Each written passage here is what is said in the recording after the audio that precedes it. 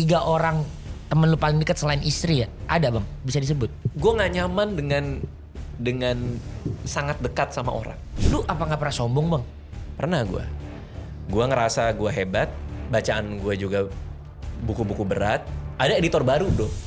Namanya Windy Ariestanti dari Malang.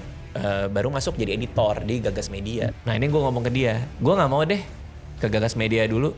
Naskah gue dicoret-coret soalnya.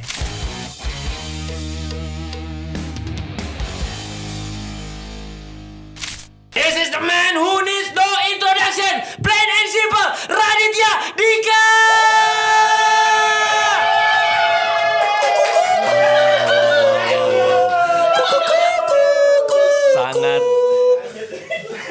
Sangat kencang ya di sini ya. Itu channel lo kependekan deh bro kayaknya bro. Dari sini kayak nggak pakai. Dari sini kayak nggak pakai bro. Lo kalau udah 2 kali di komen lo introspeksi lah. Introspeksi. Dia suka gitu. Nggak, tapi channel lo pendek banget. Coba lu berdiri. Pendek banget. Lu kalau di kantor kayak gini lu sanksi? Enggak sih, cuman agak ke-distract aja. Soalnya kalau lo duduk di situ itu kan ketutupan meja, nggak kelihatan celana lo bro. Jadi lo kayak nggak pakai celana, iya. Kayak gue. Tapi hampir semua celana dia gitu. Oh I see. Ya celana Emang pendek lah. Stylenya aja. Iya stylenya. Heboh juga ya, heboh nih, heboh. Iya. Openingnya luar biasa loh. Iya, ini adalah podcast gue pertama kali nggak pakai prompter. Oh gitu? Dari awal sampai akhir lu boleh nengok ke sana. Cuman gitu Oh doang. nggak ada. Biasanya gimana? Biasanya semua pertanyaan di situ. Oh apa yang terjadi tuh? Kenapa Enggak, hari ini lo nggak pakai? Ngikutin lu. Hanya demi ngikutin doang. Enggak juga sih, gue ngetes aja. Tapi lo tahu nggak sih yang di sini bukan pertanyaan kalau di tempat gue? Kosong. Hah? Terus lu nyatet gitu kan? Bukan. Apa ya? Poin-poin. Enggak, jadi kalau misalnya gue ngobrol sama tamu gue, kadang-kadang kan kalau kita lagi ngobrol sama orang, kita tuh pengen, lu misalnya lagi ngobrol sesuatu, Iya. gue pengen nanggepin kan? Iya. Tapi kan lu lagi ngomong. Iya. Kalau gue nanggepin, artinya gue motong ngomongan lu kan? Iya. Ya, makanya lu lagi ngomong, gue mikir mau nanggepin apa, supaya nggak motong, gue tulis apa yang mau gue omongin. Oh, nunggu selesai terus. Nulis ya, baru gue baca.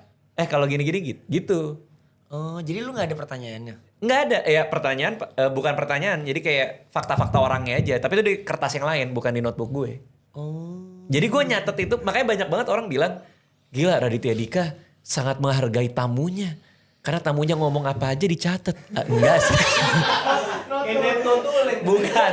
Bukan. Gue memang supaya nggak motong, makanya gue nyatet apa yang gue pikirin. Oh. Gitu ceritanya bro. Iya. Tapi lu hebat sih bang, berarti lu gak ada pertanyaannya, lu ini aja go with the flow aja gitu ya? Pertanyaan nggak ada. Paling kalau kertas yang disiapin sama tim gue itu hanya fun fact-nya aja. Misalnya dia dulu juara 1 pas ini, dia ini gitu doang. Jadi kalau misalnya gue kayak, gue mau nanya apa lagi ya, coba gue tanya fun fact-nya, ada gak yang bikin gue penasaran dari fun fact ini? Kalau gak ada pernah dong? Dari fun fact-nya lu gak penasaran gitu? Sejauh ini semua bisa bikin gue penasaran, karena apapun bisa gue cari gitu. Di mana yang nyambung ke gue tuh di sebelah mana ya gitu. Misalnya gue kan nggak nonton Fight Entertainment nih. Iya. Tapi kan gue pengen tahu gimana cara bikin Fight Entertainment itu rame. Karena gue punya IO juga, gue punya event juga. Iya. Apa yang lo lakukan kan juga event kan? Gue Iya. juga punya event. Jadi gue masuknya dari situ aja. Oh. Lo awal-awal jualan tiket gimana, pas segala macam. Tapi kan yang ketulis, Selos pernah membuat acara pagelaran Fight Entertainment gitu kan. Iya, Nah gue iya. tinggal nyari aja penghubungnya sama gue apa. Gitu bro. Ngomong-ngomong jual tiket, kirain gak mau pay per view? Buat? Stand up spesialnya dia? Oh yang bener? Iya. Kemarin apa? sih curhat Video? sama gue. Iya video, tapi gak tahu deh jadi apa enggak ya. Tapi spesialnya dia kan baru selesai bro. Baru iya, bikin. tadinya mau dirilis online-nya pay per view. Oh. Kayaknya gak jadi deh. Tapi dia niatnya mau pay per view. Oh dia niatnya mau pay per view. Iya, dia niatnya mau pay per view tadinya. Oke. Ya itu mudah-mudahan banyak yang pay per view juga ya kan. Lu ya? gak mau pay per view? Enggak, gue gak mau. Kenapa? Gimana ya? Tunggu ya.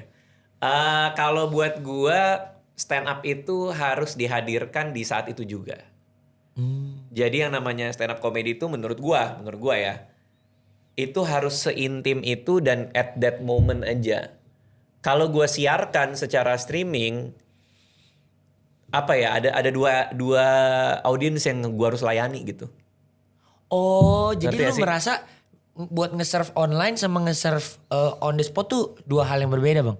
Menurut gue iya. Menurut gue karena Karena gimana kan yang online kan juga nonton. Ya kita gimana nge-cater ke yang online. Gitu loh. Masa gue harus kayak ya ini juga buat teman-teman online. Padahal kan gue juga ada di situ. Ngerti gak sih? Gue jadi bingung sendiri nanti. Itu buat lu membingungkan. Buat gue jadi gue nggak 100% untuk ada yang hadir di ruangan. Karena gini, karena buat gue stand up comedy itu gue tuh anaknya tradisional banget masalahnya. Buat gue stand up comedy adalah Kalau mandi pakai kain songket.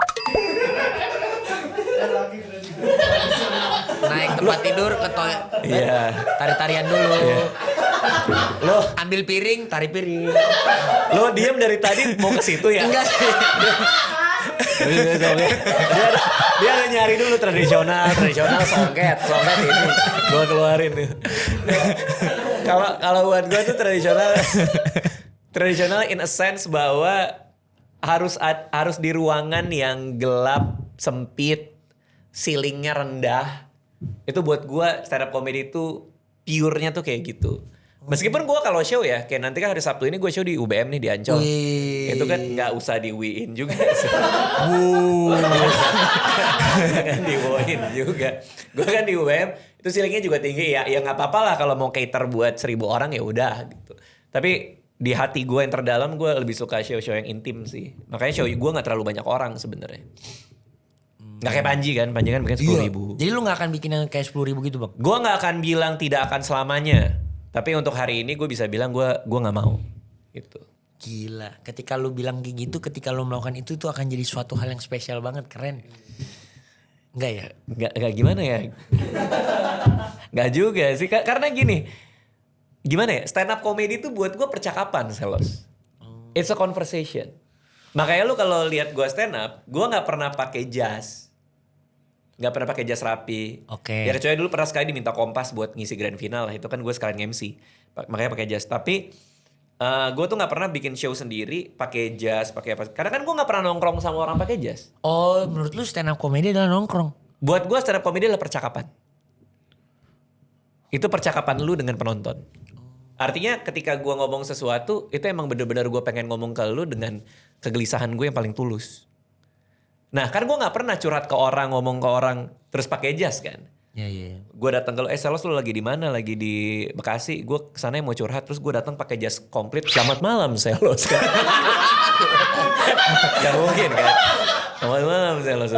Tapi gue bisa bayangin lu datang pakai kain songket sih. Boleh. Asal dia gak pakai celana Selamat kayak malam, dia. Selos. Kayak dia sehari-hari gak pakai celana, dia tuh kaget juga tuh. Aduh. Makanya waktu itu di Balikpapan tuh. Di Balikpapan kan di gedung pertunjukan Balikpapan ada ini, tahu nggak lo, yang di panggung ada naik ke atas gitu. Kalau misalnya orang kita sambut gini terus lo dari bawah panggung naik ke atas. Ada hidrolik ya, Hidrolik. gitu. Nah orang-orang di sana bilang, Bang Red nanti naik ini nggak, naik hidrolik nggak gitu? Nah, enggak, kenapa? Panji kemarin naik. Panji Pragiwaksono. Panji Pragiwaksono.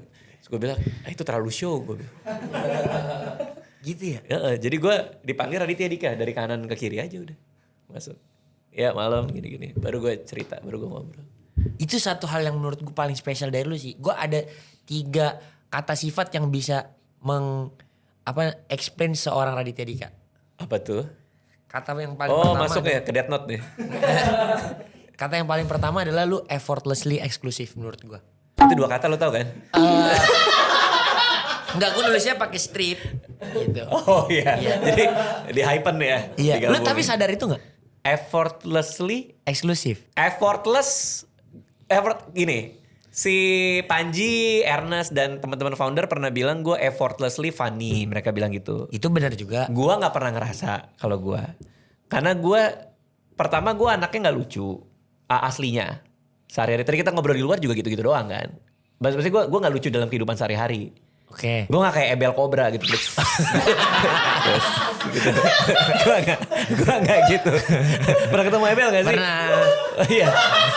Pernah lu undang kesini gak? Belum. Jangan. Tapi gue selalu pakai stiker WA-nya Ebel Cobra. Oh iya ada ya? Lu mau gue kirimin gak? Nanti aja deh. Gue kirimin sekarang Di ya. tengah-tengah juga boleh. Tapi ini lucu. Beneran deh. Stiker WA-nya Ebel Cobra. Nih. Aman buat anak-anak nggak? Enggak dong. Karena anak gue suka buka HP gue. Jadi jangan kirim. Ya, Nanti emang gua- nggak aman? Ya coba lu nilai sendiri. Ya udah lo kirim dulu deh. Ntar gue lihat. Anjir, gua. Bro, Bang Pras yang ngirim gua. bro. Gila ya dia Lo bisa bercanda deh. punya gift belt telanjang tuh buat gue. Pras Teguh yang ngirim. Oh iya, tapi lo punya. Masalahnya. Ya gue save. Ya maksudnya gue tuh punya effort justru menurut gue. Masa? Gue punya effort untuk jadi lucu. Kalau soal lucu. Soal lucu iya. Karena gue jelasin first impression gue pertama kali sama lu ya. Pertama kali gue ketemu lu adalah di Singapura. penerbangan. Iya. Iya. Gara di mana semua YouTuber jalan ke belakang. Heeh. Dan semua YouTuber salim dulu sama Raditya Dika karena dia di bisnis kelas paling depan. Gelo. Dengan hoodie nya atau uniformnya yang warna lain dengan celana pendek dan waktu itu topi apa ya? Topi warna putih apa ya? Kayaknya sih. Terus dia cuman gini doang, terus dia ngintip. Kalau yang dia kenal baru disapa. Enggak sih. Iya, enggak. iya. Gue biasanya disapa duluan soalnya. Iya. Kan gue lagi dengerin podcast kalau nggak salah ya. Oh gue gak tahu juga sih. Enggak Cuman ya? pokoknya di situ gue bilang gila nih orang ada auranya tersendiri gitu loh. Enggak sih. Iya bang. Enggak. Iya bang. Jadi buat gue tuh lu dibilang kayak maskulin. Enggak juga gitu karena Kenapa jadi maskulin tiba? karena gue tuh selalu kalau misalkan lu tuh gue ngelihat lu sosok ayah dan family man yang baik. Tapi ketika kata itu berputar di kepala gue selalu inget dulu lu syuting malam minggu pakai V-neck. Tapi itu kan part of the script. Oh lu part of the script. Tapi gue sering semua foto lu di Twitter pakai V-neck bang. Oh iya. Iya. Oh iya. Biar gampang kali biar. Oh iya ya bisa jadi Iya kan? jadi. Gue suka pink. Iya lu suka pink. Suka banget gue. Pink warna favorit gue. Crocs-nya pink. Iya. Ininya pink. Pokemon favorit gue juga yang lucu-lucu sih. Slowpoke. Slowpoke, Slowbro. Gader Foyer. Yang Oh, cewek Gardevoir. yang cakep tuh pakai poni. Oh iya. Iya. Ih gila tapi menurut gue itu menurut gue Effortlessly eksklusifnya di bagian mana? Lu tuh karena ngomongin lu nih maskulinitas. nggak try to be eksklusif. Gue nggak tahu ya apa karena lu introvert atau enggak. Cuman orang ngelihat lu tuh dengan gaya lu yang sekarang itu tuh kayak punya kelas bang. Enggak jelas enggak. Enggak ada anjir. Beneran. Semua orang try to look rich, try to look sukses, ya kan? Try to be an exclusive person gitu. Tapi lu tuh enggak. Tapi lu eksklusif. Gini, eksklusivitas itu menurut gua, ini socially ya? Iya. Soal sosial ya. Mo Sidik pernah nge-tweet soalnya. Mau sidik. Mo Sidik. Dan orang-orang pada nanyain gua gara-gara dia nge-tweet. Raditya Dika itu, you can be close to Raditya Dika, but not close enough. Dia bilang gitu. Itu bener kan? Iya bener juga sih, setelah gue pikir iya sih. Gue gak pernah punya temen deket yang deket. Tapi gue deket sama Mo Sidik. Dia kapan aja bisa WA gue, dia WA gue mau ngomongin apa, ayo gue ladenin, minta gue ketemu. Tapi gue gak deket, gimana ya ngejelasin, gue juga bingung. Jadi kalau lu disuruh sebut 3 orang temen lu paling dekat selain istri ya, ada bang? Bisa disebut? Paling deket nih definisinya apa? Bisa ngapain? Datang ke rumah tanpa janjian, itu deket gak? Hah, maling bang? Enggak kayak kalau kan ada yang bilang ke gua kalau misalnya udah sahabat lo bisa datang ke rumah dia nggak usah janjian dulu nggak Ya usah siput. iya tapi kan maksudnya lo bisa datang kapan aja terus nggak ngapa-ngapain itu boleh gitu misalnya Itu deket sih. Cuman Deket maksud kan? gue yang lu anggap deket dong. Itu udah paling syaratnya. Bukan soal dia merasa deket ke lu. Tapi lu merasa nggak ada masalahnya man. Nggak ada. Why? nggak tahu gue nggak tahu mungkin gue ngasih jarak itu juga kali Itu karena lu. Hah? ya Tapi itu by default bang. gue nggak nyaman dengan sangat dekat sama orang itu persoalan gue nggak lu nggak pakai celana pendek kan Oh celana panjang. gue dong yang pakai tapi ya mungkin karena gue nggak tahu ya apa soal masa lalu soal pernah punya Dikecewakan orang. misalnya mungkin gue pernah punya temen tapi temen gue mungkin gara-gara itu juga atau pengalaman punya teman dekat yang sekarang jadi masing-masing jauh tapi nggak ada yang pernah bilang bahwa kita udah nggak sedekat itu lagi ya gitu ngerti gak sih lo? Oh jadi lu butuh kejelasan itu ya? Bukan enggak gitu juga. Gue gak butuh closure juga dari orang-orang itu. Apa karena gue ngerasa nggak ada yang selamanya abadi juga, antar pertemanan selalu ada yang berubah. Mungkin itu juga gue nggak paham. Untuk seorang yang suka filsafat itu unik loh bang. Bahwa maksudnya lu menggambarkan sebuah pertemanan tuh begitu gitu. Karena iya, bareng dong. Ini lagi dong gitu. Karena semakin kita naruh ekspektasi ke orang, semakin besar kemungkinan kita dikecewain sih. Artinya Raditya Dika bisa kecewa ya? kan gue menjaga diri gue supaya gak kecewa kan. Tapi masih tetap kecewa gak? Sejauh ini sih udah gak pernah lagi. Sejauh ini gue gak pernah kecewa lagi. Paling kecewa dalam konteks tidak sesuai harapan aja. Kayak misalnya gue niatnya hari ini mau kayak gini, tapi ternyata yang ngurusin gue lupa melakukan ini. Paling gitu doang. Dan itu gue koreksi kan. Kalau gue koreksi kan biasanya juga next time-nya apa. Bukan kayak kenapa sih harus kayak gitu, gini-gini gitu. Tapi gue lebih kayak next time supaya gak kayak gini mending lu kayak gini. Iya.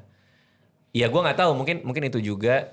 Jadi menurut gue semakin banyak gini. Karena gue ngeliat circle pertemanan tuh juga kayak gitu sih bro. Kadang ada yang, ya kan gue sering nemenin temen gue ketemu orang lah ya. Dia ketemu orang yang gak ada diomongin. Oh itu buat lu menakutkan? Ya kayak kok gitu.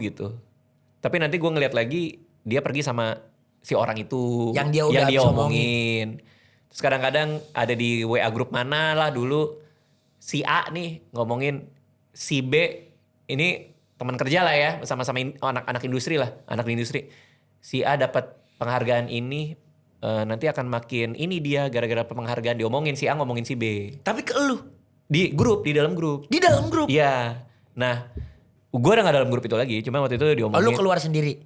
Iya, satu dan lain hal lah. Terus, lu keluar berdua? Bersebelas gue main. Gue main futsal dapat satu cadangan. Gue si A ngomongin si B soal karirnya dia lah. Oke. Nanti makin ini dia kalau dia gini-gini gitu. Dia si A-nya ngomongin B. Nah, berapa bulan kemudian si A-nya kerja sama B. Ngerti gak sih? Dan gak apa-apa. Dan kayak gue, ya kenapa lo ngomongin gitu. Dan gue pun juga sering dalam situasi kayak gitu. Dan lu bingung?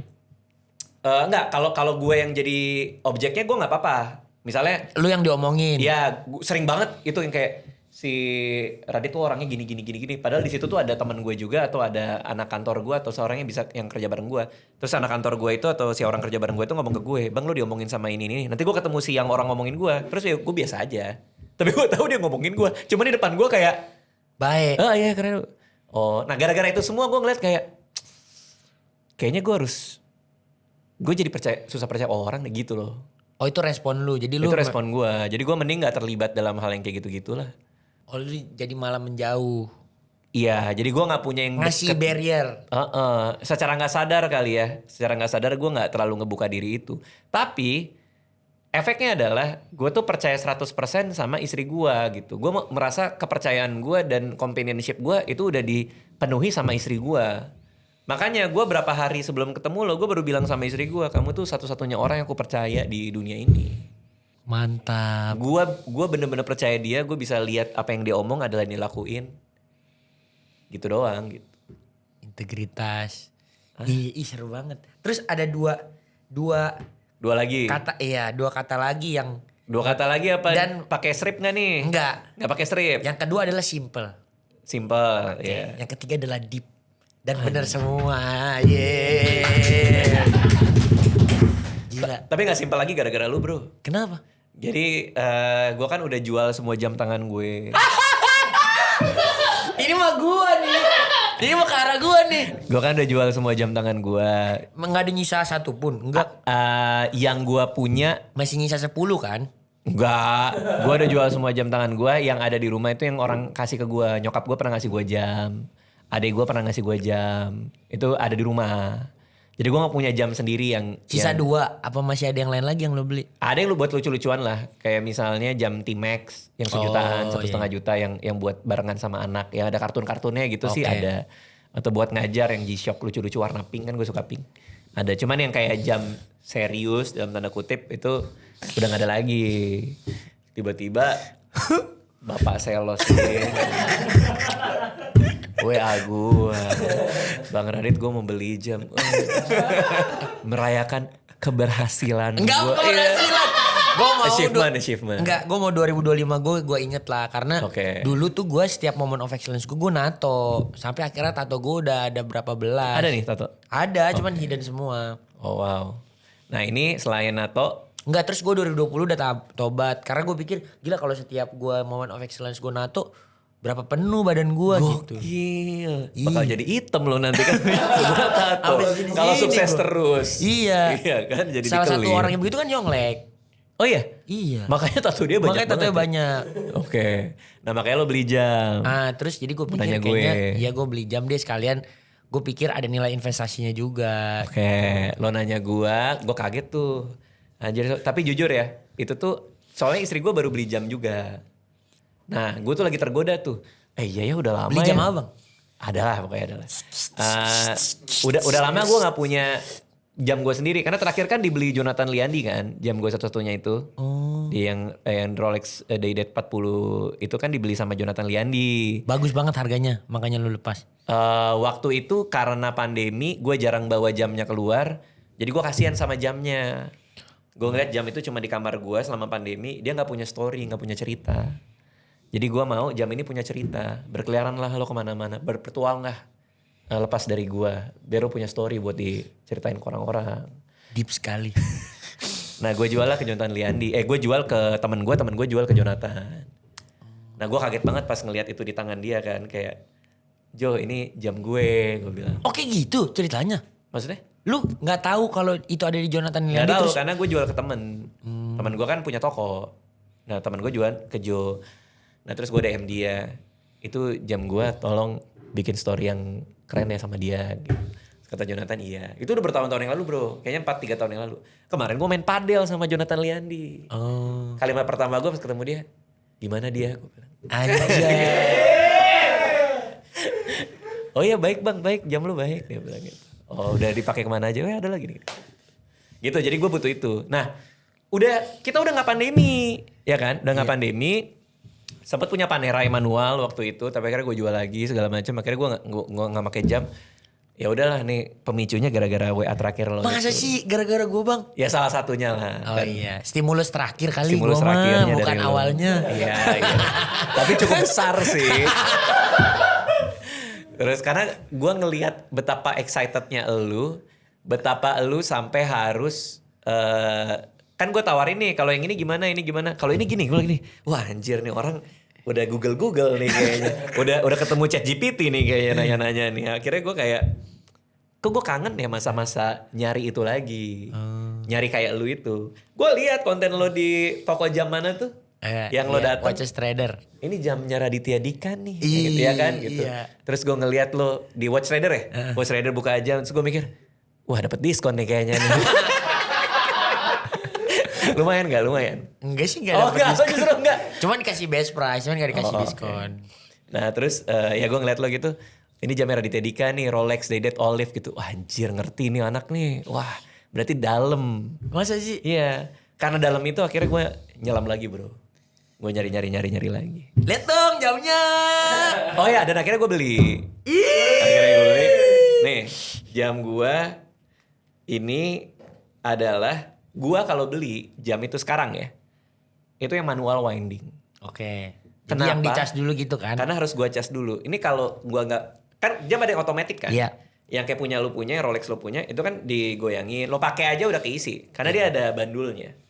Kalau ini kagak ada bandulnya pak. Oke. Gak ada bandulnya, dia manual. Nah karena dia manual, jadi pak, tiap pagi harus gue kerek. Tuh, bunyi nih. Berapa kali bang? Tuh, gue nggak tahu exactnya berapa, tapi sampai dia udah susah diputar. Oh. Tapi harus hati-hati karena kalau berlebihan diputar rusak nanti. Betul ya. Tuh, kedengeran tuh. Ya kan? Oke. Kenapa gue suka jam manual? Karena itu adalah momen lu bonding sama dia lo nyatu. Gelo. Deep banget. Deep. Setiap pagi sebelum gue pakai, gue badan gue dan dia menyatu.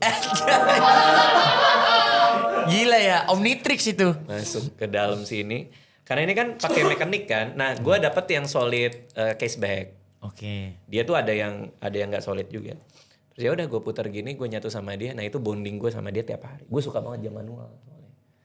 Karena bisa gue putar-putar. Ya udah gini doang. Nih. Keren ini strapnya dress gue code ganti segala macam. Ih, kemarin belum biru pas foto ke gue. Lucu ya? Iya. Panji Pragiwaksono, Genevieve. Betul. Itu Panji Pragiwaksono mereknya. Nah gue suka jam-jam yang kecil-kecil tipis kayak gini. Keren bang. Rolex juga ada yang gitu kan? Ada. Kemarin tuh gue lagi pergi kemana. Terus bang itu jamnya lucu juga, dia bilang. Oh iya Seiko yang mana? Oh Seiko. Iya yang ini gue bilang gitu Oh aja. itu Seiko. Iya. Akunya. Iya. Ya gitu. Humble banget. Ya enggak bukan gitu maksudnya gitu. Iya. Terus gue juga pas beli kemarin gue bener-bener nanya sama orang yang menurut gue tepat lah, karena buat gue Bang Radit tuh big reference of my life juga lah. Jadi gue kemarin pas salah satu orang yang gue tahu setiap moment of excellence-nya dia beli jam itu adalah Bang Radit. Jadi makanya kemarin buat gue, oh ya udahlah 2025 gue akhirnya beli jam. Ini dia jam yang gue beli. Lihat dong. Ada Dejas belum, kan? Radit? Dejas Iya, kan? Dejas. Iya. Wih. Pak keren banget pak. Gak bohong gue. Gila ya. Anjir begitu kena lampu Nih, nih coba. bezelnya. Tapi emang karena full steel sih gue kemarin bedain sama yang two-tone. Two-tone itu agak susah lo pakai baju yang macam-macam menurut gua. Karena dia ada goldnya di sini kan. Itu belum gue setting juga bang. Cakep banget pak. Iya. Dialnya itu apa nih, rhodium ya? Dia agak Iya, abu-abu ya. Tuh ada sunburstnya gitu dia, anjir keren nih. Terus fluted bezelnya ini. Iya fluted. Ini white gold nih. Iya. Mas putih nih di atas. Cakep pak. Iya ya. Cakep banget, cakep banget. Puji Tuhan lah bang. Tapi ini gue happy banget sih. Happy banget. Gue Berasa jujur sih. nggak pernah belanja juga gue. Oh iya. Iya hampir semua barang gue kecuali kalau gue beli Nike kayak gini gitu. Karena gue selalu pakai buat traveling kan. Iya. Gue nggak pernah gue belanja yang branded tuh sama sekali. Pertanyaan gua, ini kan buat pencapaian lo. Ya kan? Ya buat nginget lah. Buat ya. ingat tahun 2025 kan? Iya. Akan lo jual gak suatu hari? Enggak kayaknya. Oke. Kenapa lo gak engrave aja di belakangnya? Oh. Di belakangnya itu kan solid 2025 gitu. cashback. Iya. Sales remember 2025. Misalnya gitu. Ih udah bagus. Keren sih. Iya kan? Iya. Ada engraving di belakang remember 2025. Jadi kapanpun lo lagi down atau lo ngerasa kayak pencapaian lo kurang di tahun kapan lah gitu. Remember 2025. Oke, gue pakai lagi. Gue akan lebih baik dari hari ini. Gila sih. Lu tuh ternyata kayak apa ya, spiritual guru tau gak lu? Enggak sih, enggak. Iya bang, iya bang. Lu tuh ya mau gimana pun selama 40, mau 41 tahun Tok Tado. Gak usah disebut Semoga Bang juga Radit panjang sih. umur, sehat Gak usah selalu. disebut, gak Bisa usah lihat. disebut. Hah? Hah? Apa? Gak, katanya gak boleh disebut. Oh iya, oke. Iya. Dia tuh bener-bener sebenarnya banyak menciptakan monster-monster guys. Monster buat apa? gua. Karena gue nggak tahu ya, buat gue tuh satu hal yang paling fascinating dari seorang Raditya Dika ya, selain kata-kata tadi yang menurut gue merangkai seorang Raditya Dika, lu tuh pave the way on so much thing in the industry gitu. Pertama Twitter, dari yang paling simple blogspot, terus stand up comedy, terus skit comedy series, yang lu tuh maksudnya gara-gara lu stand up terus kebentuk industrinya bersama para founder yang sampai sekarang 14 tahun tuh, tepuk tangan dulu setiap ini 14 tahun. Di mana-mana ya. Iya. Di mana-mana Film, mereka. Top 10 box office semua anak stand up. Di TV semua anak stand up. YouTube semua sekarang anak stand up. Hampir semua gear-gear besar dan kecil yang ada di industri tuh stand up comedian semua bang. Saat ini ya, di entertainment ya. Objectively speaking ya. Dan it not even maturing gitu loh. Jadi masih Iya. jauh dari declining gitu. Buat gue dahsyat banget. Dan dulu kita nggak ngomongin skit series lah ya. Series di digital series gitu ya. Gara-gara Malam Minggu Miko hampir semua brand bikin series bang. Web series Iya, dulu ya. Ya web Iya, series di YouTube ya entah brand apalah. Dan mereka tuh semua bikin itu jadi senjata utama gitu, dan metanya works. Dan maksud gue, lu apa nggak pernah sombong bang? Ya buat apa juga. Maksudnya gue pertama stand up juga kan sama yang lain. Kan ada 4 orang lain. Itu foundersnya. benar. Itu benar. Cuman maksud gue the way you pave the way. Dulu Ernest Prakasa ya. Ini gue maksudnya cukup ngikutin ya. Ernest Prakasa sampai maksudnya dia bikin karya sendiri. Tapi dia tetap ada pernah dibayang-bayang lu gitu. Ini the next Raditya Dika. Ya gue gak tahu juga sih. Ah lu tahu. Ya gak, maksud gue gini. Gue dilatih dari dulu adalah 10 o'clock rule kan. Peraturan jam 10. Jadi kalau malam ini lo manggung lo pecah. Besok pagi jam 10 pagi udah gak boleh sombong lagi, lo harus nulis materi baru. Kalau malam ini lo manggung lo ngebom, which is gak lucu sama sekali. Jam 10 pagi apapun yang terjadi, lupain lo bikin materi baru. Jadi lo sukses mau apa segala macem, jam 10 pagi keesokan hari lo udah lupain lagi. Lo gak harus kayak anjir yang gue bikin tadi keren banget ya. Wah. Terus dia bayang-bayang itu terus. Iya atau apapun lah itulah gitu, atau merasa pernah mentor orang terus orangnya berhasil gara-gara gue mentoring gitu misalnya. Ya jam 10 pagi juga gue harus mentoring orang baru lagi. Gak harus kayak yang setelah jam 10 gue masih kayak gara-gara gue mentoring ini orang, lihat tuh sekarang itu orang jadi hebat gitu misalnya. Ya jam 10 pagi gue harus sudah lepas dari itu. Artinya gak tepat jam 10 ya, tapi maksudnya filosofinya adalah kalau lo ngelakuin sesuatu dan sesuatu itu hebat dan baik dan bagus, ya besok juga hari baru bro. Ngerti gak sih maksud gue? Ya ngapain amat gitu. Kadang-kadang kalau orang bilang buku, waktu itu pernah ada yang nulis buku di mailing list. Oh iya buku juga. Gara-gara buku Raditya Dika jadi banyak yang baca buku. Karena kan buku gue sangat amat culun. Maksudnya cuma buat ketawaan doang. Oke. Maksudnya buku yang ringan. Iya. Sehingga gara-gara mereka baca buku gue, mereka punya jadi mau baca buku yang agak lebih berat. Jadi bukunya Radit nih jadi batu Entry level mereka untuk masuk ke dunia literasi yang lebih baik lah gitu. Kan buku gue kan ketawa-ketawa doang gitu loh, hip hop komedi doang gitu. Nah ada yang nulis gitu juga. Nah buat gue juga, gue nggak mau membahas atau mau ngegedein atau apa. Maksud gue itu kan tesisnya dia, tapi kan buku yang lain kan juga ada selain gue. Metropop kan juga jalan waktu itu. If I'm in Love buku juga, buku pop juga. Me versus High Heels juga buku pop juga. Kan kita sama-sama bermain yang sama kayak stand up comedy gara-garanya Radit gini. Tapi nggak ada penulis yang tiba-tiba on the front row giving impact lagi juga bang. Ya mereka nulis aja gitu loh. Oke, katakanlah kita bahas itu. Oke. Katakanlah benar bahwa Raditya Dika lah yang bikin orang jadi mau nulis. Penulis yang dilihat, penulis yang front row kelihatan. Ya terus gimana? Terus ya udah makasih, ngerti gak? Iya. Paham gak sih? Gue tuh lebih tertarik kayak misalnya si Panji waktu bikin komunitas stand up Indo. Kita ngumpul rame-rame. Gue termasuk salah satu yang dapat ilmunya lebih dulu. Karena gue memang mempelajari stand up comedy buat gue menulis buku. Oke. Ngerti gak? Karena gue mempelajari stand up comedy untuk menulis buku, maka gue punya ilmunya. Dan ilmunya tuh gue pakai yang akhirnya viral tuh yang video di komedi cafe waktu zaman dulu. Iya. Terus makanya anak-anak itu pengen bikin komunitas stand up Indo. Kata-kata pertama Panji waktu itu adalah kalau mau komunitasnya gede, lu harus ngajar. Kata Panji gitu. Lu harus ngajar. Itu ilmu hip hop tuh bang. Oh iya? Each one teach one. Nah itu Panji berarti dengerin Iya karena dia hip hop tuh. banget kan. Iya. Tapi kenapa rapnya? Oke, terus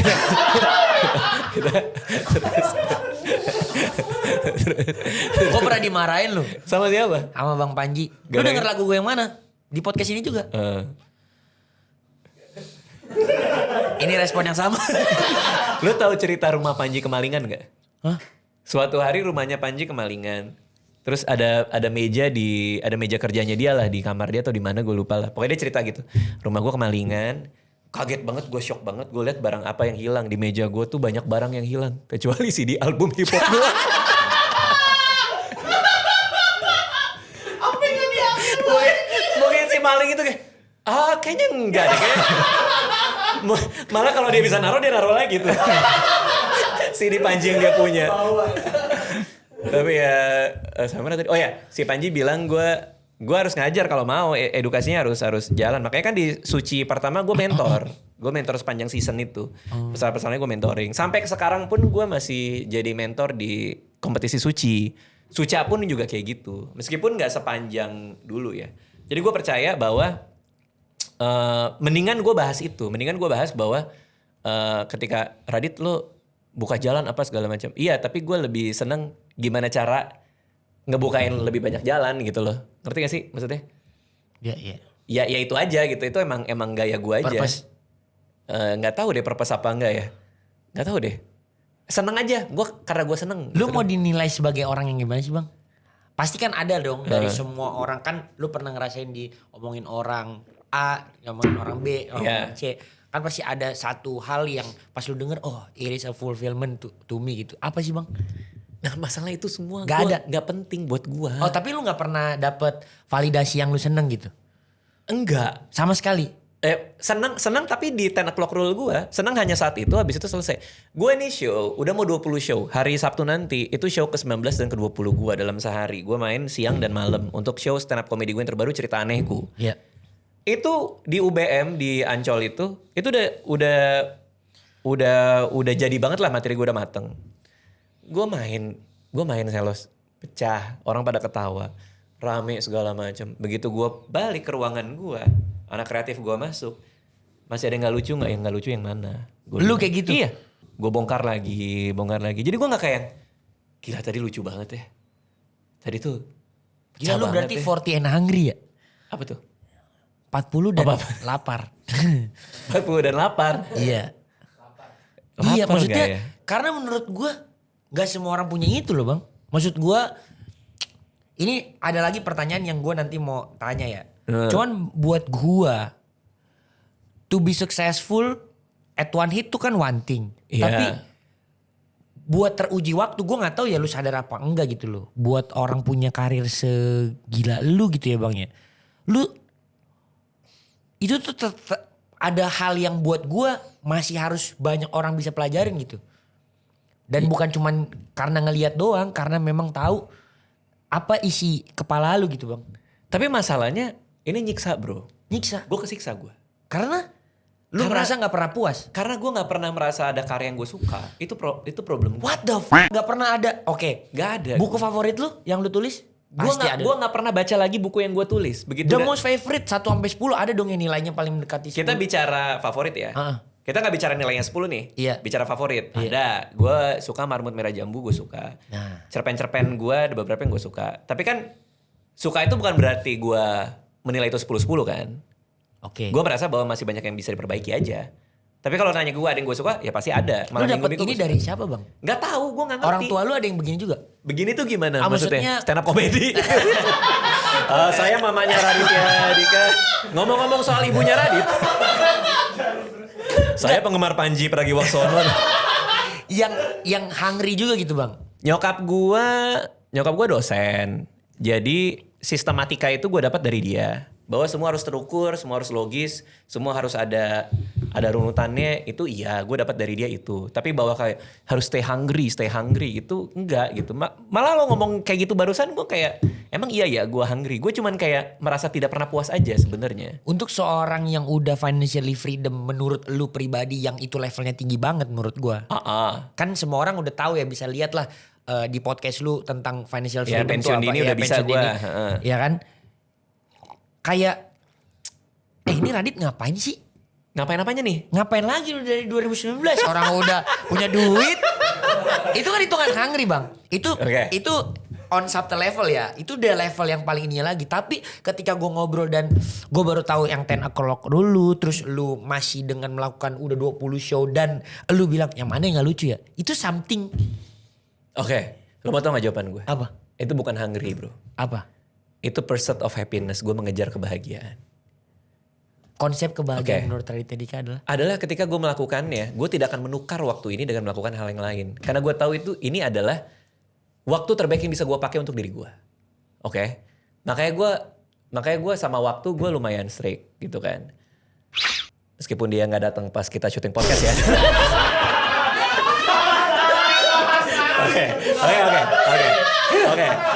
Oke. Tapi gini. Gue kasih contoh. Happy ngerjain Beyond dong. Happy masang-masangin si A sama si B. Lo promotorin happy kan.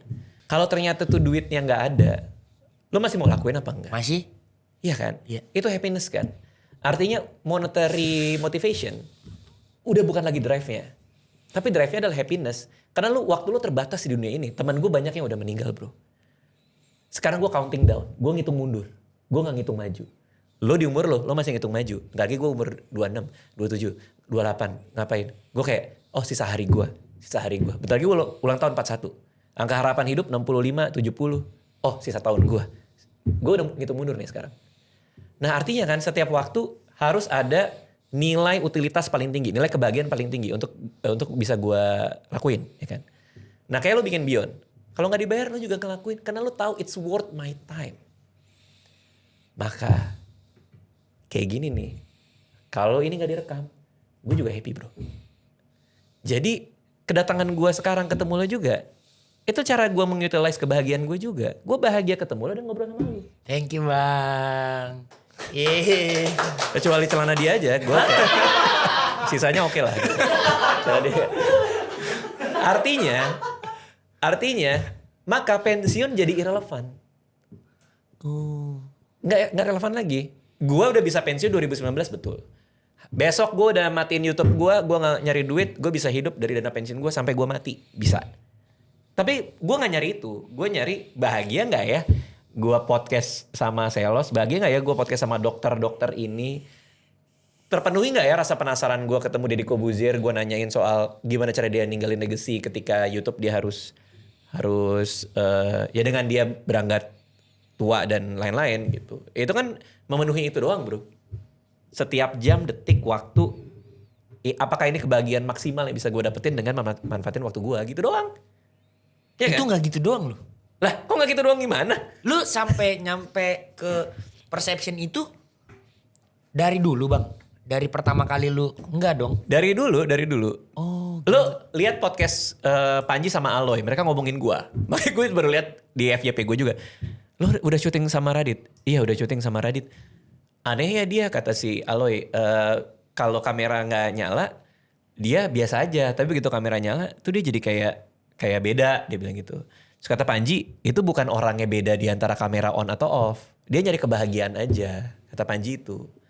Buat dia ngobrol sama lo untuk podcast dia, itu kebahagiaan dia. Kameranya mati, dia udah nggak happy lagi, dia udah biasa lagi. Makanya default muka gue sehari-hari itu biasa aja. Makanya lo ketemu gue di pesawat, gue begitu kan. Nah gue nyalanya ketika gue ketemu lo di Singapura, kita sama Miao ngobrol rame-rame, saling sharing, nyala gue. Itu aja, gue hanya dalam state yang bikin gue happy, kebikin gue happy, udah gitu terus. Karena waktu gue udah terbatas. Kita counting down. Harapan hidup udah mau kena nih. Ya kan? Lo kemudahan sih kayaknya. Kayaknya belum ada yang masuk fase itu deh. Kayaknya masih kayaknya masih panjang deh. Gitu. Tapi keren banget loh. Karena buat gue, satu pertanyaan gue tadi tuh gak bisa gue tanyain ke semua orang. Itu yang pertama. Dua, ketika gue tanyain ke semua orang pun, atau yang gue anggap bisa gue tanya, itu belum tentu bisa jawab. Mungkin persepsinya soal apa yang mereka lakukan kan beda aja.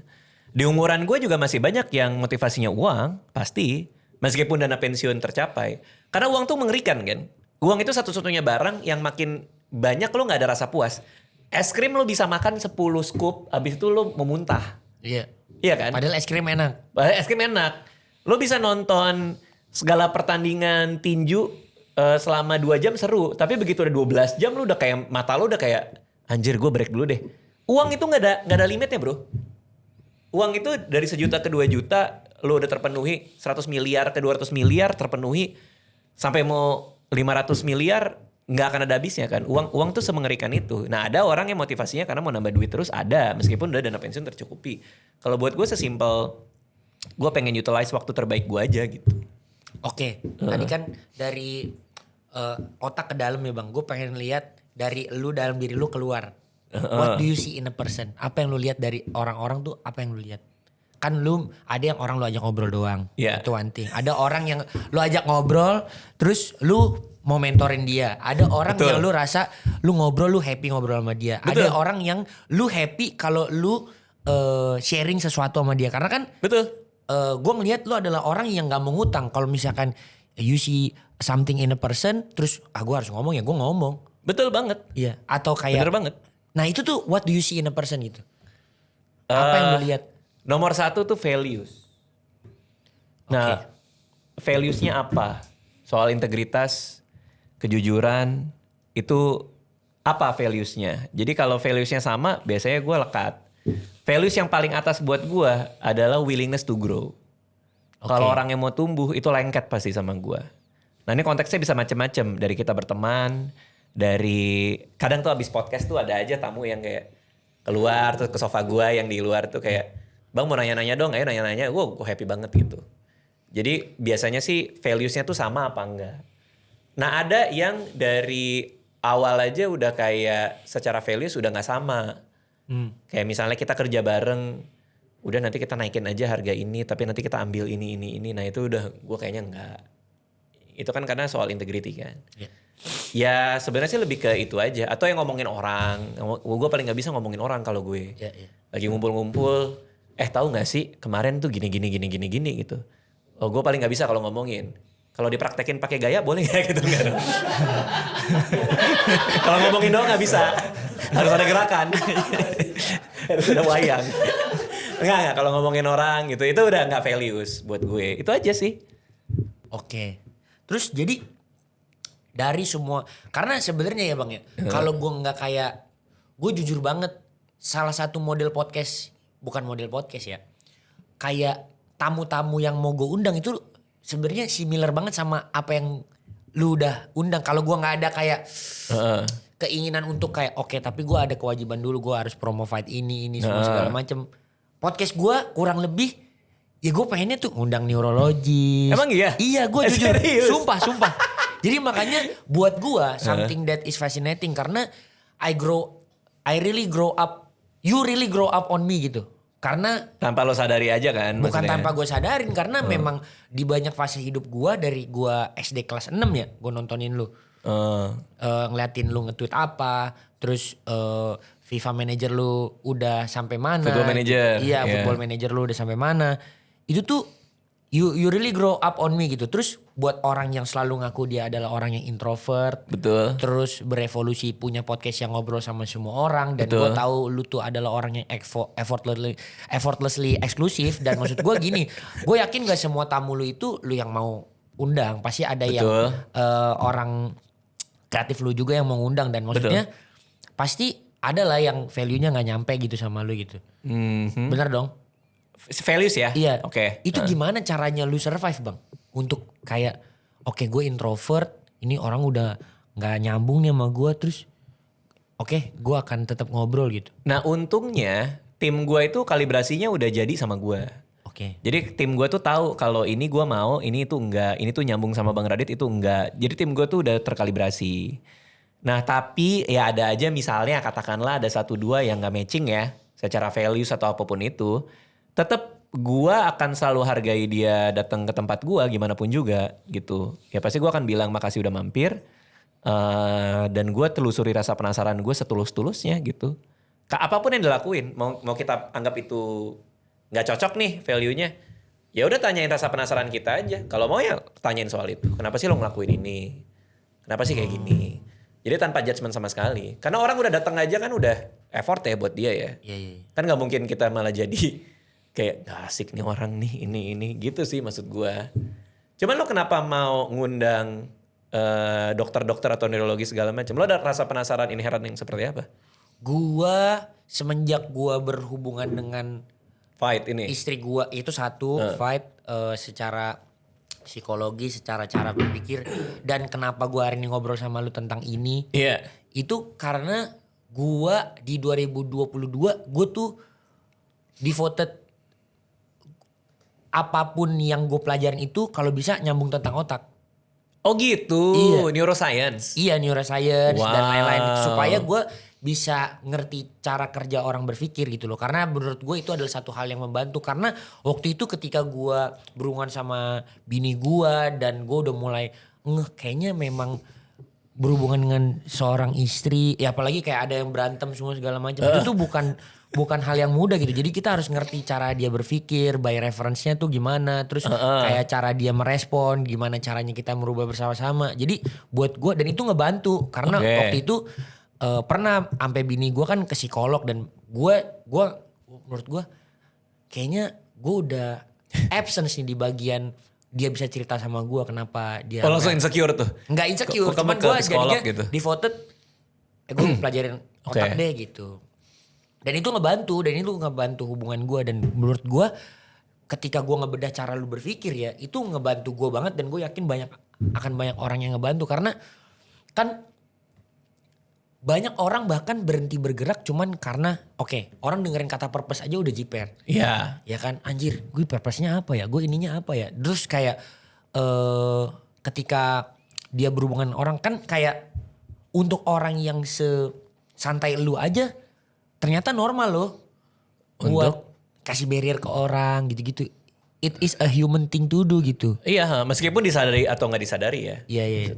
Jadi makanya gue juga mau ngomong, misalkan ya, buat gue lu salah satu panutan gue lah. Gue nggak bisa take away itu. Maksudnya gue kalau selalu orang nanya kenapa gue bisa mikir proses kreatif gini ya, gue bilang gue dulu nonton Radit, orang yang gue percaya bisa anjir bawa culture content creating dari luar ke Indonesia ya. Gue ngelihat lu, gue ngelihat Skinny, gue ngelihat Arab, gue ngelihat Chandra Leo. Jadi lu kan ngelihat karir lu, berkarir berapa lama bang? 2020 tahun. Gila. Buku pertama gue April 2005. Gila. Berapa lu? Gila. Umur lu berapa? Gua 26. Anjir, lu masih 6 tahun bro. Gila. Karir gua April juga bang. 2020. Lu masih jenglot ya waktu itu? Masih. Masih. Gila, gue baru 5 tahun. 2005. Menurut lu nih ya, Iya. common factor yang lu lihat selama 40 tahun lu hidup dan 20 tahun lu berkarir. Common factor apa yang ada di orang sukses? Nomor 1 humility. Humility. Iya, rasa bahwa lu bukan apa-apa. Bahwa lu harus ngerti bahwa lu bukan segalanya, lu gak sehebat itu. Karena waktu gua bikin buku Kambing Jantan, itu kan dari blog gua bro. Di print segala macem. Editor gua cuman ngeliat, dia bilang ini print aja. Mas Muhammad MK senior editornya waktu itu. Gak usah dibenerin salah-salah ketiknya. Print aja langsung. Bro, naskah gua gak diedit sama sekali. Dari blog langsung jadi buku. Best seller. Walaupun setelah 6 bulan ya. Setelah penjualannya agak kurang 6 bulan, setahun best seller. Hebat dong anak 21 tahun, naskahnya gak diedit, best seller bro. Gimana gak sombong gua pada saat itu. Oh, jadi lu pernah sombong? Pernah gua. Gua ngerasa gua hebat, bacaan gua juga buku-buku berat, meskipun ujungnya sangat ringan ya, tapi referensi gua kan lumayan lah.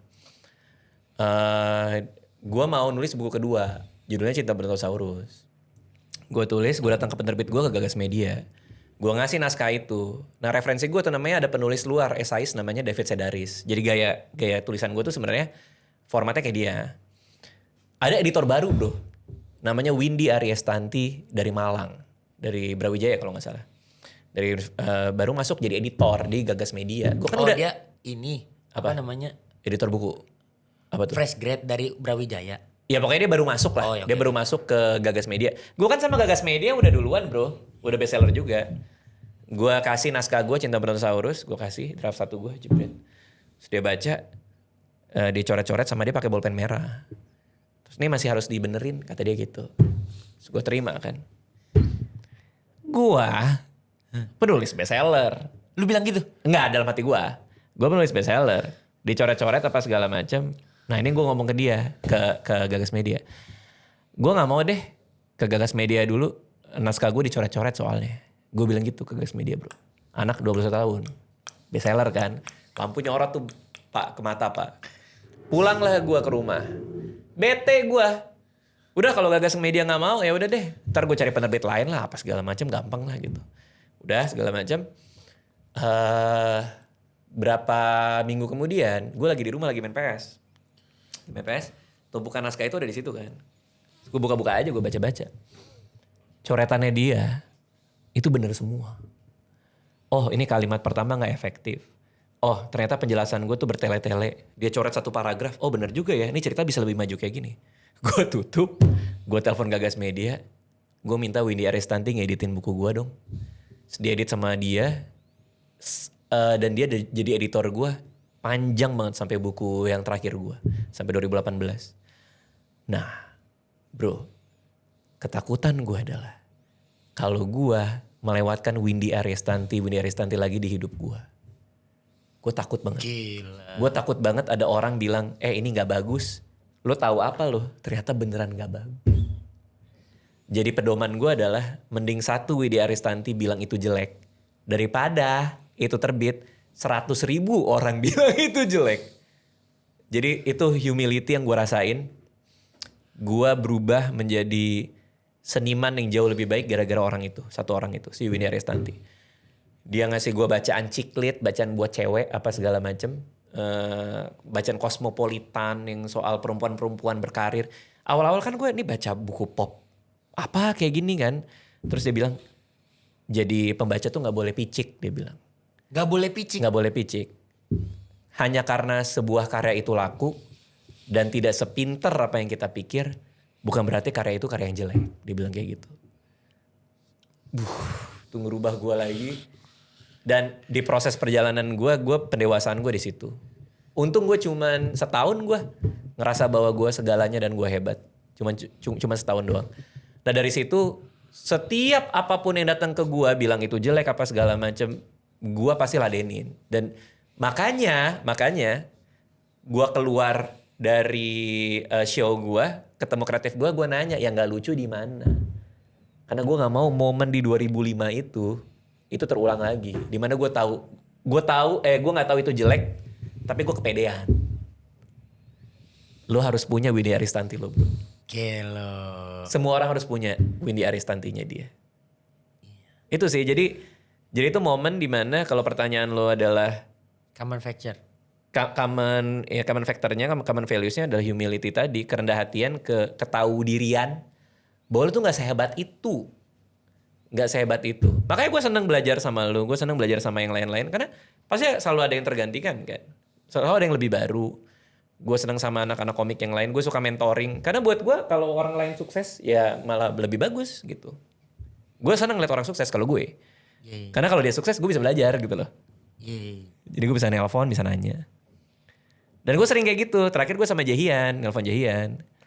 Apa kabar dia bang? Baik. Mau ini pengen nanya-nanya dong di restoran sushi dekat rumah gue, mau nggak gitu. Nanya apa bang? Ada soal manajemen artis, mau belajar. Udah dia ladenin gue. Oh lu yang ngomong ke Gue dia? yang pengen belajar sama dia. Lu mau buka manajemen? Pengen tahu bisnis modelnya. Oh karena lu lagi tetap ini soal kreator bisnis ya? Iya. Belajar. Habis itu balik udah. Jadi seneng gue. Gitu sih. Oke. Gitu. 20 tahun bang. Masih 4 kali karirnya gue. Kalau setiap 5 tahun. Karena gua 5 ya? Berarti 5 Rolex lagi nih. Kalau setiap 5 tahun. Emang jam gue Rolex. Kayak kelihatan deh. Seiko Mode bang di Mode.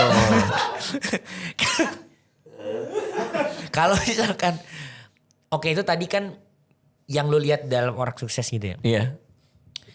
Masih 4 kali lagi kalau misalkan gue setiap 5 tahun gue gagal gitu ya. Masih 4 kali lagi gue harus endure terus gitu ya. Terus menurut lu ya bang ya, apa sih yang bikin kesuksesan orang nih? Kan lu ngelihat orang udah banyak yang lebih tua, yang lebih muda, yang sepantaran. Yang bikin mereka itu karirnya teruji waktu atau long lasting. Kerelaan dan keberanian untuk berubah. Kadang orang tuh nge-stuck karena dia pikir dengan pola yang sama dia udah dapat kesuksesan terus dia ngulangin lagi. Kayak lo harus tahu yang bikin lo dari A ke B itu beda dari bikin lo B ke C. Yang bikin lo sukses dari 2025 ke 2030 itu akan beda dari yang bikin 2030 ke 2035. Lo harus punya kerelaan untuk tahu bahwa gue harus nyari lagi, gue harus innovate or die. Karena itu kan tadi sama gue, itu kan siklus gue.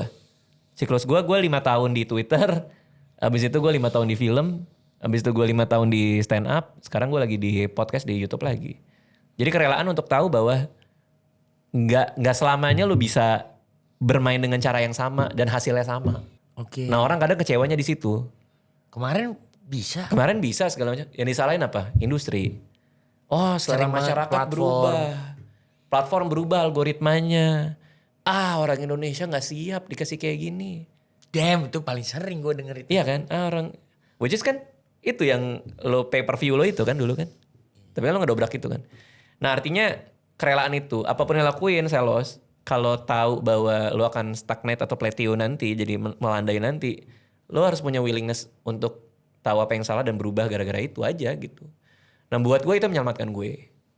Itu yang membuat karir gue lumayan panjang karena kerelaan gue untuk ya udah kalau emang gue sukanya ini gue jalanin yang lain gitu. Kalau enggak gue masih jomblo-jombloan sampai hari ini. Iya ya. Kayak Dulu jomblo-jombloan Iya pakai kan? V-neck. V-neck itu gak bisa lepas ya dari Parah lu banget ya? karena dulu gue juga mikir ya. Dulu kan gue mikir ya. Lu dulu ngejokes itu umur 30-an. Terus gue kan Iya. SMP. Gue pikir, ya gimana nih orang mau dapet cewek, orang pakai V-neck mulu. Pakai pink, pakai V-neck Iya. lagi.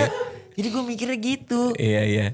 Ya artinya kan dulu kan gue sukses banget gara-gara bercanda jomblo gue sama Malam Minggu Miko kan soal jomblo juga. Maksud gue kalau emang gue mau dengan cara yang sama, gue ngulangin lagi aja. Tapi kan nggak selamanya bisa berhasil juga. Makanya gue ikutin kata hati gue aja. Kayaknya udah selesai deh ngomongin kayak gini, gue lanjut yang lain gitu. Dan yang paling hebat dari lu ya untuk orang yang udah cukup lama di industri adalah the curiosity yang lu punya dan itu unik ke setiap orang gitu. Gue denger lu nanya ke orang ini beda, tingkat curiosity-nya sini beda dan itu yang menurut gue bikin lu banyak menyerap ilmu bang. Nah masalahnya rasa penasaran gue itu dipupuknya tuh dari kecil, sekecil-kecilnya sama orang tua gue. Gue ulang tahun dibeliin ensiklopedia, mau ngapain gue? Gue anak umur 7 baru belajar baca ensiklopedia Disney segede ini. Mitologi, soal sains, soal apa. Disuruh baca sama orang tua gue. Buku apa ini, apa itu. Ada gua lagunya ada tuh. juga. Apa ini, apa itu. Aku ingin tahu kenapa begini, kenapa kayak salah deh. Tapi ya itulah pokoknya. Pokoknya intinya itu. Di RCTI dulu dijual tuh. Gue dibeliin ensiklopedia itu. Karena kata nyokap gue harus melayani rasa penasaran gue. Curiosity gue tuh harus dipuaskan. Pengen tahu banyak hal bro. Oh ternyata air hujan tuh gitu. Tuh di buku itu dijelasin semua. Lapar gue jadinya. Gue anak perpus. Minjem buku. Itu penuh tuh capnya tuh. Karena semua buku gue lahap. Gara-gara orang tua gue dari kecil. Kalau ngasih gue kado tuh buku. Jadi gue gak bisa lepas itu. Gue aja kemarin. Dengan kita syuting hari ini. Kemarin malam itu gue tidur jam 11, jam 10. Itu gue lagi belajar soal politik Roma zaman dulu. Politik Roma? Iya. Gak tahu tiba-tiba gue masuk ke lobang kelinci. Lobang kelinci. Padahal gue abis nontonin soal Taylor Swift ketika dilamar pakai Cartier. Tiba-tiba tab gue. Nambah tab. Politik Roma anjir. Kenapa Romawi jatuh? Kan ngapain gue? Kenapa Francesco Totti segitu setianya sama AS Roma? Ada itu bang? Iya. Ada? Enggak ya. Enggak cuman itu menggambarkan betapa gue melayani keingintahuan gue. Kayak misalnya gue jadi tahu kan kenapa Cartier naik 7% di Gen Z. Gue baru tahu ternyata gara-gara Taylor Swift ketika dilamar dia pakai Cartier. Iya.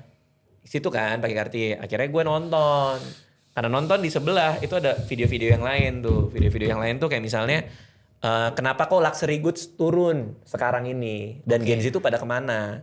Cara industri mewah, industri luxury menyelamatkan diri.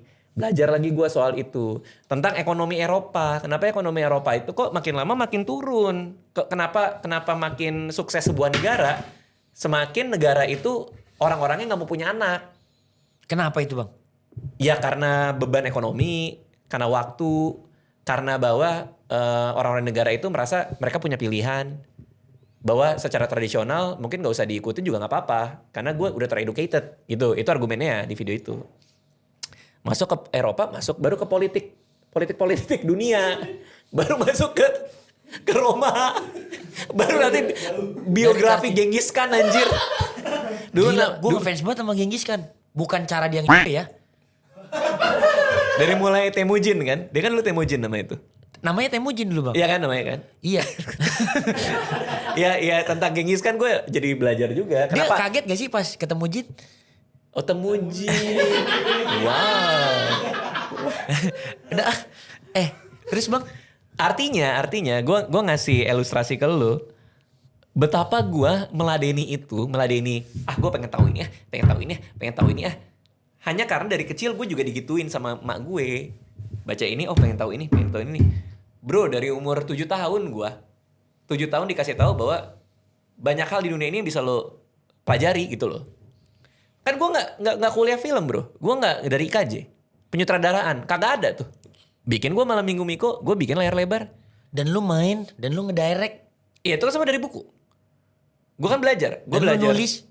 Itu dari buku juga, buku Save the Cat segala macam. Buat belajar directing itu ada satu sutradara sebenarnya nggak tahu. Lucu kalau jatuh sih. Itu retensi naik biasanya. Lu pelajarin juga bang, Apa YouTube tuh? Studio. Iya dong ya. Gila lu ya. CTR kan. Waktu lu 34 jam ya bang ya? Sehari. Karena ya tadi kan gue memanfaatkan waktu sebaik-baiknya aja. Nah pemanfaatan waktu gue paling baik adalah gue kalau bisa berpikir secara makro kan. Jadi yang lain-lain kan gue delegasi. Editing apa segala macam. Nah tapi anyway. Tadi lagi ngomong apa sih gue? Lupa lagi. Oh ya directing. Directing. Jadi ada satu sutradara di Hollywood. Gak terlalu terkenal sebenarnya. Buka kelas offline bro. Gue kan gak bisa datang. Ternyata di website dia bilang ada yang mau rekamannya enggak, harganya 2 juta waktu itu. Lu beli? Gue beli dikirimin sama dia Google Drive waktu itu. Langsung di ininya. Bukan Google Drive, malah di email, di zip gitu sama dia. Udah gue nonton. Jadi gue nonton workshop gitu. Nah artinya, kita tuh bisa jadi apa aja gitu loh. Gak usah terbentur apapun. Makanya gue paling sebel kayak orang-orang bilang, ya Raditya Dika itu kuliahnya ilmu komunikasi karena dia bisa public speaking. Oh enggak dia kuliahnya media soalnya dia gini. Dia, Padahal lu gak kuliahnya ada, gue politik gue. ilmu politik. Itu pun juga karena Roma. katanya gampang lulus. Ilmu politik kenapa gampang lulus? Katanya gitu pas gue masuk kan gue terjebak gue di politik UI. Katanya tinggal bikin makalah gampang dit. Bikin makalah paling lu gue bilang. Susah juga gitu. Nah artinya adalah curiosity itu karena lu lagi ngomong soal rasa penasaran kan. Iya. Percayalah Selos, gue tahu itu modal terbaik gue. Gue tahu rasa penasaran gue yang gede banget ini. Itu yang ngebuat gue sampai sini. Makanya anak gue desain sedemikian rupa supaya mereka berdua tuh penasaran. Jadi kita ada question time tiap malam. Mereka bebas nanya apa aja. Udah pernah yang aneh bang? 2 pertanyaan yang paling aneh? Ya adalah kayak, kan biasalah gue sama anak-anak gue. Ask me anything. I know everything in this world, gue bilang. Uji. Gue tahu semuanya. Tanya papa. Awal-awal mereka amazed kan. Papa negara ini benderanya apa segala macam. Lama-lama, terutama anak gue yang paling kecil ya, si Aca, si yang laki-laki ini umur 5 tahun. Udah mulai mau gocek-gocek. Siapa mantan kedua Taylor Swift? Lebih parah lagi. Kenapa si anggota K-pop Demon Hunter yang ini gak pernah nyebut nama si ini? Gue gak nonton K-pop Demon Hunter anjir. Ya kan? Papa gak tahu. Terus baru, you don't know everything. Wah ditantang gue. Gila. Tapi jadi permainan itu sekarang, jadi seru. Nah ada harinya dimana mereka harus ngejelasin. Lu yang nanya. Gue nanya, ada fun fact apa? Terus kadang ada show and tell. Mereka harus mamerin sesuatu yang mereka suka. Lu naruh window-window itu ke anak-anak lu ya? Tiap malam. Jam? Sebelum tidur. Mereka tidur jam berapa bang? Kadang jam 8, kadang setengah 9. Tergantung. Sekarang lagi holiday, lagi libur. Udah pada sekolah semua bang? Udah preschool 1 sama 1 lagi mau SD. Gila deg-degan dah gue. Gue punya anak 4 bisa gak ya? Ya bisa aja kalau lo mau mah, kalau dikasih rezekinya juga mah. 4. Cuman lo akan melihat betapa lucunya anak lo ketika bayi. Ketika udah bisa ngomong, semua kelucuan itu hilang bro. Karena berisik bang. Udah ngeyel, udah ngeledek, udah apa. Ya pokoknya pusing deh lo, pusing. Anak gue hari ini, true story, hari ini banget. Sebelum gue ketemu lo, jam 9 pagi gue lagi di bawah. Papa kenapa Falak bisa ada di Annabelle? Dia nonton bang emang? Enggak, gue ceritain. Dia kan pengen, Papa boneka apa yang paling serem di dunia? Annabelle. Ada yang namanya Annabelle, gini, sejarah Annabelle di Conjuring. Terus kenapa bisa dia dihantui? Nah gue nih ngarang nih. Gue ngarang, karena gue samar-samar tahu. Yang gue karang adalah, gue gak tahu ini pada nonton Conjuring gak? Nonton ya? Enggak ya? Conjuring 1 doang gue. Nonton ya? gue bilang bahwa di dalam badan Annabelle itu ada falak. Padahal Gue nggak tahu faktanya. Karena setahu gue ini ada falak, ada Annabelle. Ya, bener deh. Oh, di dalam Annabelle ada falak. Dari filmnya kelihatannya kayak gitu karena setiap ada falak. ini ngarang juga nih. Orang itu sama kayak gue. Sama gue argumen gue juga gitu. Argumen gue juga di setiap film Conjuring ada falak, ada Annabelle. Mungkin dia masuk gitu kan. Jadi si falak itu roh jahat dari si Annabelle itu ya kan isinya. Nah, gue nggak tahu itu benar apa nggak. Cuman yang gue ceritain gitu. Nah, udah pertanyaan muncul lah. Kan falak gede, kok dia bisa masuk? Nah, gue harus jawab lagi ya. Hantu itu bisa mengecil, gue bilang. Nah, gue nggak tahu. Nah, jadi artinya ketika dia udah bisa ngomong dan dia penasaran, lo harus siap dengan pertanyaan-pertanyaan kayak gitu. Dan kadang-kadang jadi filosofis. Jadi filosofis. Tiba-tiba datang. Kenapa dunia butuh belalang? Gue kenapa? Lu jawabannya? Gue jawab, ya kan ada rantai makanan. Mungkin burung butuh makan. Tapi nanti ada lagi. Kan burung bisa makan yang lain. Ya mungkin burungnya bosen. Iya, kalau dia minta Indo soto. Penuh burung ya pas kita ke warkop ada burung. 2 tahun lah, Tapi 2 tahun lah. 2 tahun ya? Lo nikmati Ntar lah. lagi 2 tahun. Iya 2 tahun. Anak lo 2 tahun kan mungkin ngomongnya masih belum lancar kan. Itu lucu. Nah nikmatilah lo sampai 2 tahun itu lah. Begitu udah bisa ngomong udah pusing gue. Gue tiap hari ngeladenin aja. Papa. Gue ladenin aja udah. Harus diladenin juga ya? Ya iyalah. Kalau nggak curiosity-nya nggak kebangun kan. Berarti lu dulu begitu juga kali Bang? Nah kalau nyokap gue kan dikasih buku. Mama kenapa? Nah itu di buku. Baca aja. Oh. Karena kan mereka sibuk kan dulu kan. Tapi lu juga sibuk Bang. Ya kan gue malam udah pasti di rumah. Gue kan gak keluar malam. Kerjaan gue paling malam jam berapa lah. Gitu. Karena kan anak kantor lemburan juga semua. Jadi jam 6 udah pasti cabut. Oke. Gitu Nih, sih. gue mau nanya. Ini Ya. satu nih karena kekepoan gue sendiri ya. Lu kan satu dari 5 founder. Betul. stand up komedi Indonesia.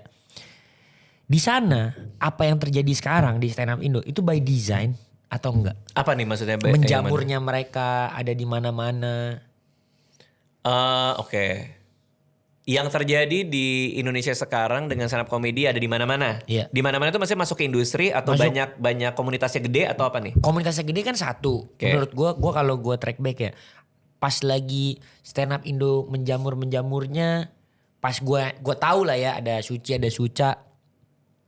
Itu tuh ada 3 sebenarnya yang gue lihat dulu grow up on me juga gitu ya. Ada Indofitgram. Indofitgram tahu? Ya itu juga banyak komunitasnya di daerah-daerah stand up sama Indo Beatboxnya Laurentius Rando.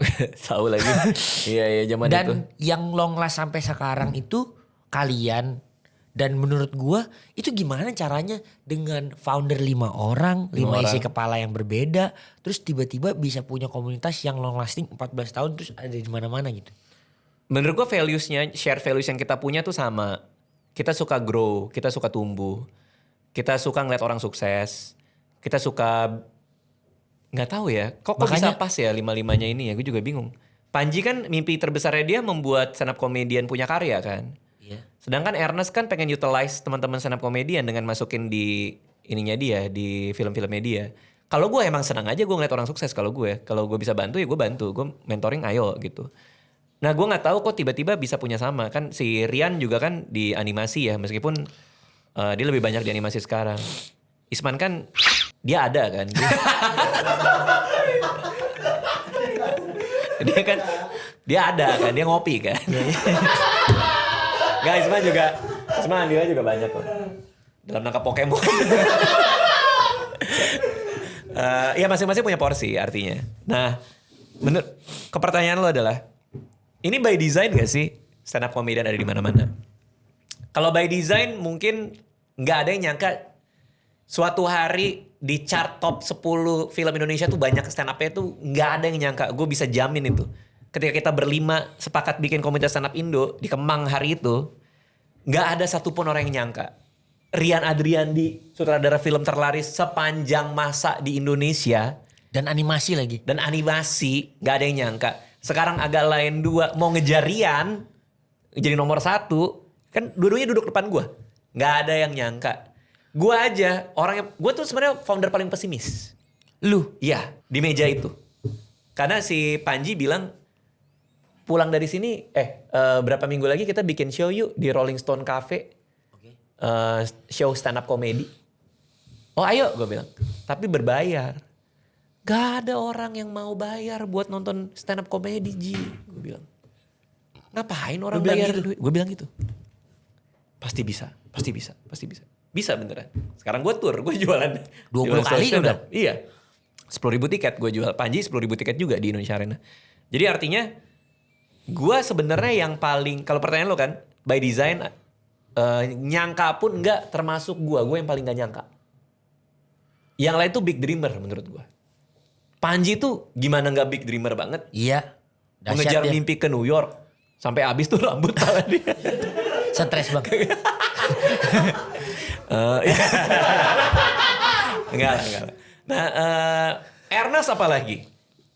Ernest Iya, kan iya. big dreamer banget. Dia sampai bikin PH. Karena dia mau nyalurin semua kreativitasnya dia. Dia kan capek kerja kantoran tuh. Dia pernah cerita kan.